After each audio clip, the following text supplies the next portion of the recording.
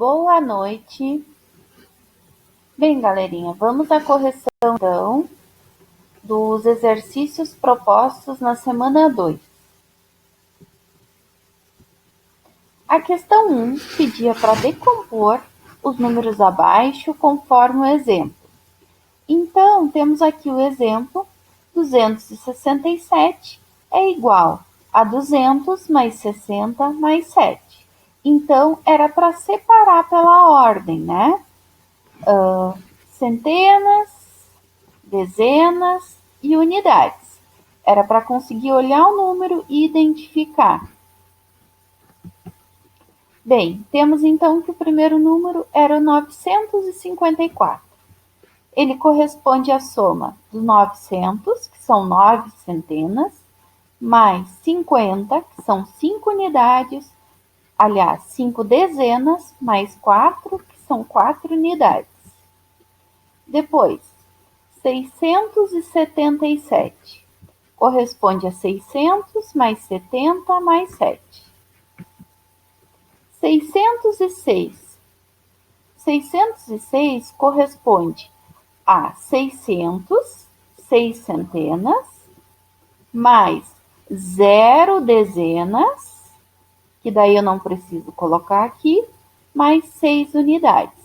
Eu vi que alguns que me mandaram a resolução estavam escrevendo 60 dezenas mais 6 unidades. Quando a gente tem o zero aqui representando a ordem, quer dizer que naquela ordem não existe nada.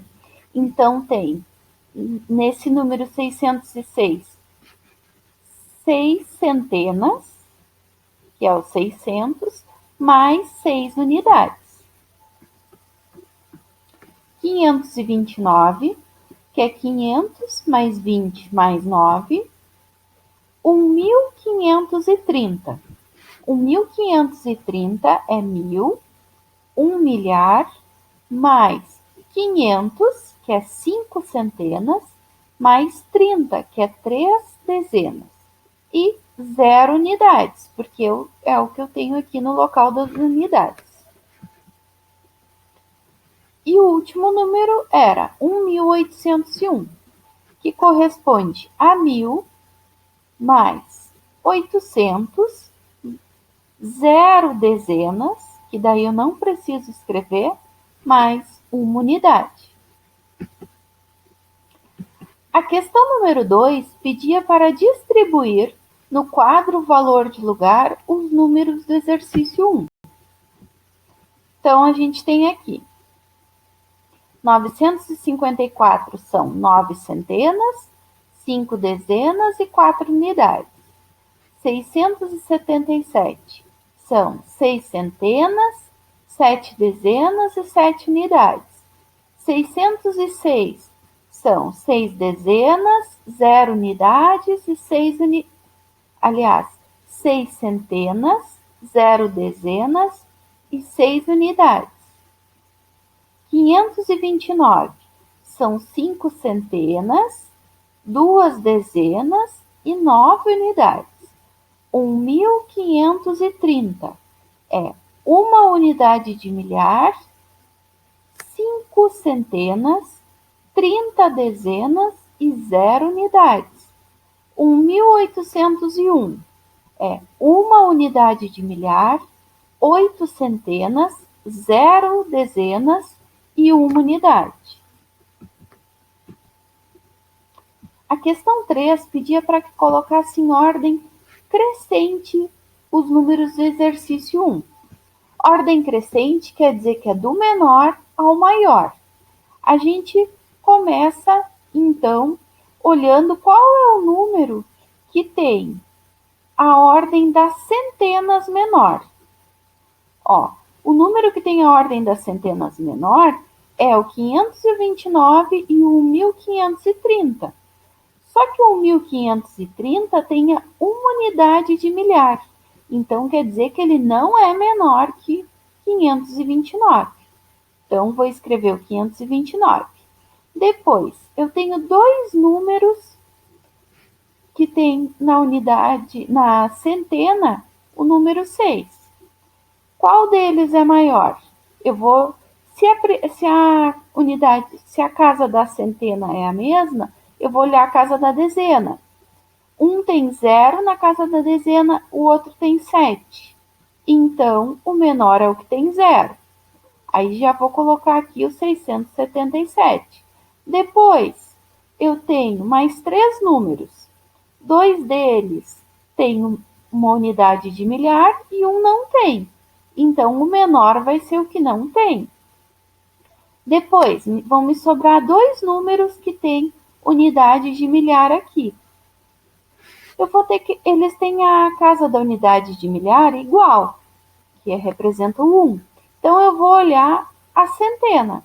O 1530 é menor que 1801. Por quê? O 5 é menor que o 8. E assim estão os números em ordem crescente. Bem, a quarta questão pedia para completar os conjuntos abaixo com os números do exercício 1, colocando se eles eram ímpar ou par. Como vocês já estão adiantados e já viram como se faz a divisão, uma das formas de ver se o número é divisível por 2 é se essa divisão dá exata ou não, né? Outra forma é lembrar que os números pares são aqueles que terminam em 0, 2, 4, 6 e 8. Então, quais deles terminam? O 606 veio para cá pro par, o 954 veio para cá pro par e o 1530 também vem para cá pro par. Logo, os outros que não têm essa terminação são ímpar e vêm aqui para o conjunto ímpar. A gente sabe, né, que os números ímpares eles vão terminar em 1, 3, 5, 7 e 9. Na questão 5, é apresentado para nós uma semi-reta numérica, né? Diz aqui que ela representa um intervalo numérico do 157 até o 176. Alguns dos números não estão representados e outros estão representados por letras. Identifique quais números representam as letras. Nós sabemos que cada um desses risquinhos aqui representam um número, né? Na reta numérica. Ele nos diz que ele começa no 157 e vai até o 176. O último número escrito aqui que eu tenho é o 175. Então, eu já sei que o próximo é o 176, porque no enunciado ele me disse que essa representação ia até este número. Então, isso daqui me mostra que o intervalo numérico aqui entre um número e outro é de 1, porque eu passei do 175 para o 176. Como eu vou fazer então para descobrir quais são essas letras? Aqui eu tenho marcado 163. Se o A é uma unidade depois, o A vai representar o 164. Então, já posso escrever aqui. O A representa o 164. Depois, temos aqui o 165. E o próximo número é o D, que vai representar o 166. 166. Aí temos 167, 168, aqui seria o 169 e o próximo é a letra C. A letra C é um número depois do 169, então vai ser 170.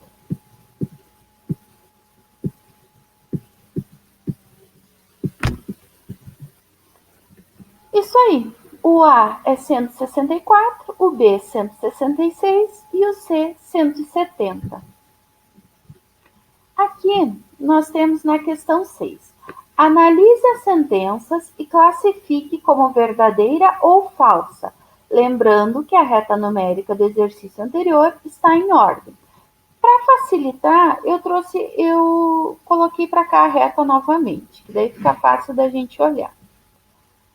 Nessa simbologia do maior que e do menor que, tem um truque para a gente lembrar.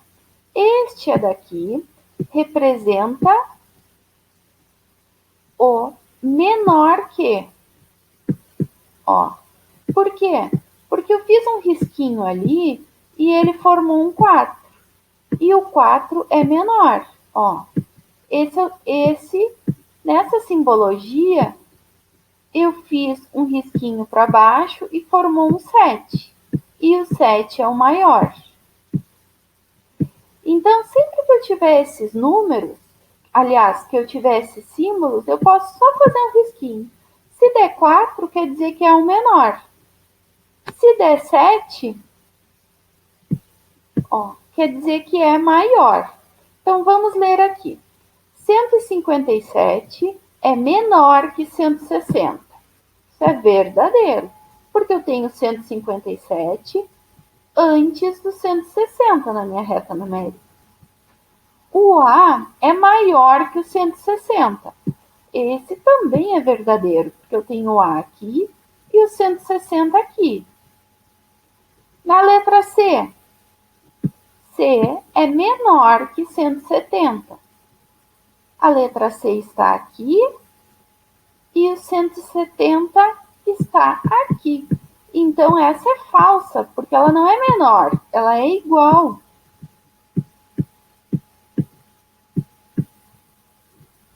Aqui, a B é menor que C.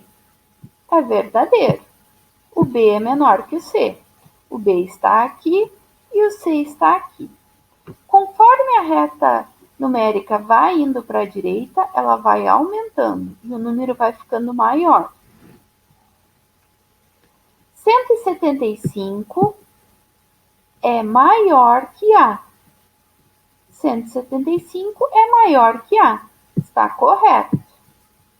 A é maior que 172. 172 está aqui e o A está aqui. Não é verdadeiro. Este é falso. E essas aí são as resoluções, são as respostas da questão 6.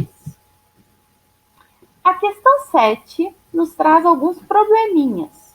O primeiro deles diz que Karen tem 543 adesivos e Elsa 324.